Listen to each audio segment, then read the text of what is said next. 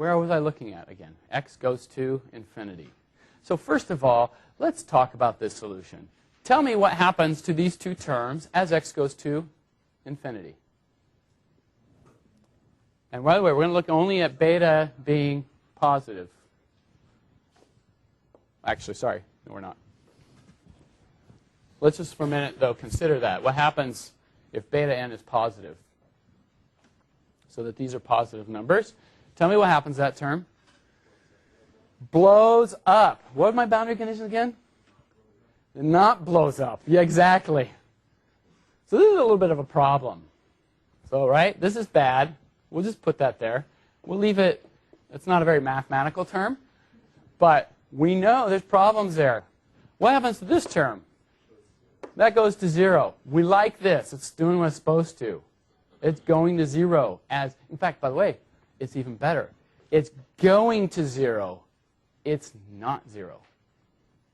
Nice, right? And in fact, it tells us something very important, which is we have to throw this solution out. Yes? We'll do that in a minute. Yeah. So negative infinity is going to be the opposite. Okay. But this towards infinity, problems right there. This one behaves like the way we think it's supposed to behave. Now, I made a comment earlier. So if I have a 17th order differential equation, how many conditions do I have to specify? 17. So okay, awesome. You guys are so fast with that. You didn't even like, it took me a while. Okay, this is why I ask you guys the questions like that are hard. Okay, here's the thing. When I go to infinity, I'm saying that I don't have a choice. This thing has to be this. Notice, there's one thing that has to be specified, C2. Wait a minute, if I only specify one thing, that corresponds to a what order differential equation? First order differential equation. So when you go to infinity, it's saying the constraint of this thing going to 0 means that it has to be behaving like it's a first order differential equation. Okay? Well, what first order differential equation? Well, what first order differential equation gives you this? The following does. d dx plus square root beta n psi of n is equal to 0. The most important thing to observe about this is that there's now a relationship between, as I go to infinity, between the function and its derivative. This is going to be my boundary condition. Okay? In particular, remember, I'm not really going to go to infinity. I'm going to go to this thing called L, which is big. I don't know what big means, but what I want to do then is at x equal to L, I want to impose the following. d psi n at L dx is equal to minus square root beta n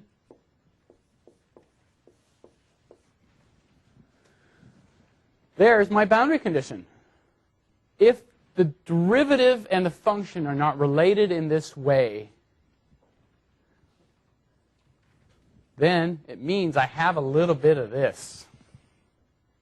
And if I have a little bit of this, no matter how small that C1 is, by the way, this is a real problem computationally. Do you think you can actually get C1 to be 0 in your computation? You're going to get it to be, at most, 10 to the minus 16. Do you know how big this gets and how fast that gets? To just says 10 to the minus 16, no problem. I'm going to be 10 to the 100. Okay? This thing will dominate. This is a real problem for this. So you've got to be careful. This doesn't ever go away. You can only control it. It's like when they try to stop Jordan. You can only try to contain him. Okay? So our objective then is to contain that and promote this. And that's the condition we're going to impose. You can do the same argument on the other side, at x equals minus L. At x equals minus L, you have something different, because at x, when x goes to minus infinity, then this is the problematic term. You have to get rid of this, because when this goes to minus infinity, this thing blows up, whereas minus infinity, that term works fine. So you have a different boundary conditions on the other side, and then you just get something like this.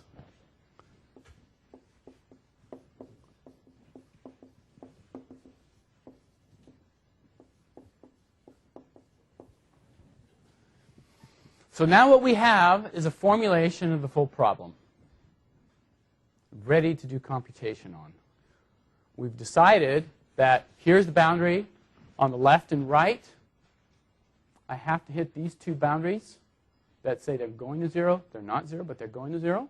So I can solve here. These are the boundary conditions. And we already know what happens in between. So those are the boundary conditions. And here's the equation. So all that work was meant to take care of this statement here. But part of the reason I wanted you to understand this is that sometimes you're not just given simple boundary conditions. On the left is 3, on the right it's 5. You're rarely going to get that in practice, right? Just handed to you like, yeah, it's really simple boundaries. No, it usually comes wrapped up some way like this, and you've got to figure out what that means. You've got to do a little bit of interpretation. Okay? So the proposal is that on Wednesday, we will program this up. Okay? And then, yes? Just assume that beta was positive. Yes. Negative is a whole different thing. Yes, in fact, I'm going to tell you about that. In fact, you have to assume it's positive, and here's why. Let's go through that argument on Wednesday. So it turns out if you don't assume it's positive, what ends up happening is, yeah, we'll talk about it on Wednesday. How's that? Yeah. Considering the second order homogeneous differential equation, we can select C1 and C2 in that solution. Why we are not going to say C1 is equal to C0 for Yes, you could do that on paper. Really super easy.